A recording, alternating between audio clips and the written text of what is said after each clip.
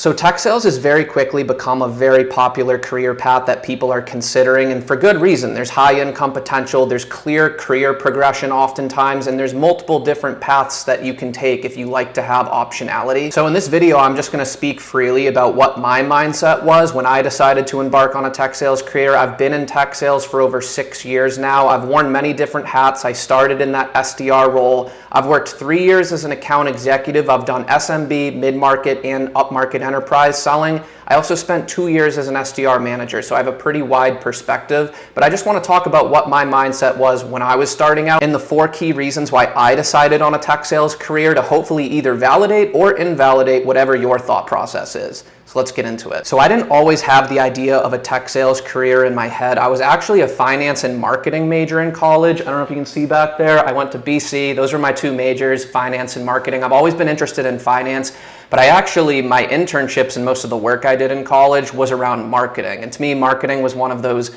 cool sounding professions on paper, but then when you actually work an entry-level marketing job was not the same. I don't know, hopefully I'm not offending any marketers out there. Maybe I just didn't get the right experience, but I very quickly realized marketing wasn't for me. I had an interest in finance, so I was looking at some of those standard consulting finance type jobs, but then I came across an opportunity for a tech sales position. And at first I didn't really consider it very closely, but when I started looking into the actual opportunity, there were 4 key things that led me to believe this was actually a hidden gem of an opportunity. So at the high level, the 4 are: 1, that I would be working with people mostly my own age in the same boat.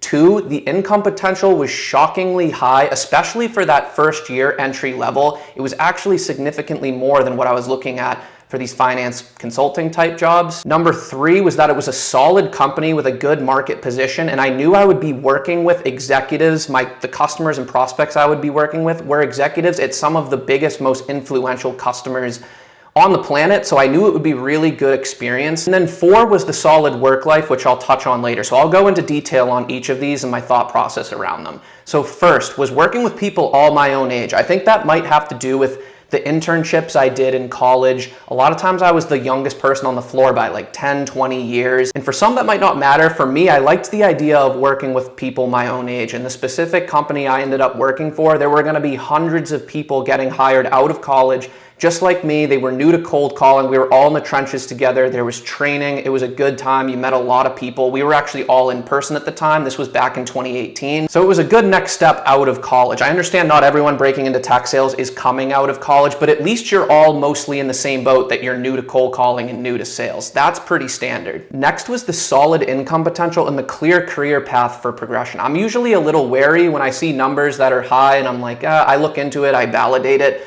but it was like 20, 30K higher from an OTE standpoint than some of those base level finance consulting jobs that I was looking at. So I went in a little wary, but after my first year in the role, I found that the targets were very attainable and I actually exceeded them. I know that's maybe not everyone's experience, but I did work hard. I started off slow, but by the end I was doing really well and I ended up making more than the OTE. I ended up making more that first year than I ever imagined I would. Not that I made some crazy income, it wasn't, but it was a lot more than I was expecting to make my first year out of college, let's put it that way. And then on top of that entry-level role, there was a clear career path and a clear career progression as to how you were going to become an account executive, and then from there you could either go into management or move into being an enterprise account executive. I liked the idea that I could see a roadmap and it was something that I could attain. Number 3, beyond just the income, because I think in your 20s in particular, more important than the income is the skill set and the experience that you're building. Yes, you want to balance the 2, but that experience was really important to me.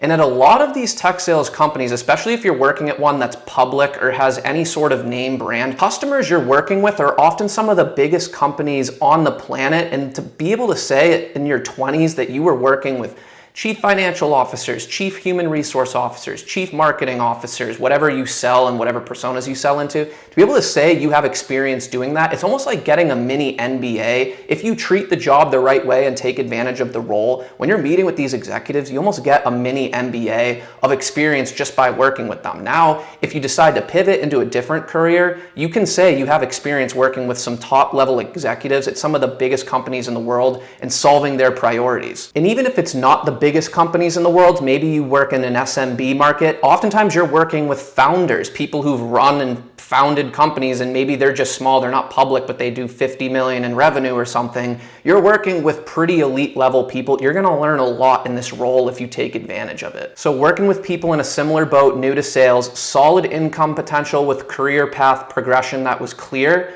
working with executives, getting that good experience. The fourth key reason that did it for me was that solid work-life potential. It didn't seem to be one of these careers where you're gonna have to work 80 to 100 hours a week, mandatory, sit at a desk, even if you didn't have work to do. It was marketed as a good work-life balance. I would say that's largely true. I put a little asterisk on it though, because I think the people that succeed in tech sales are attracted to tech sales because they like the idea of a performance-based career, and that the harder they work and the further they set themselves ahead, the more they will be rewarded. So I did often work those 60, 80-hour weeks, and I still do, but it's because I want to. It's because I want to get ahead, and it usually ends up saving me time on other weeks down the line. But as you get more efficient in that SDR or that account executive role and understand your company and your internal processes better, you can absolutely create these 40-hour weeks for yourself and consistently do that. And it doesn't impact your income. If anything, you make more income. And I'll end with a bonus fifth reason, because I actually think it's more relevant now than when I started in 2018, even though it was definitely relevant in 2018.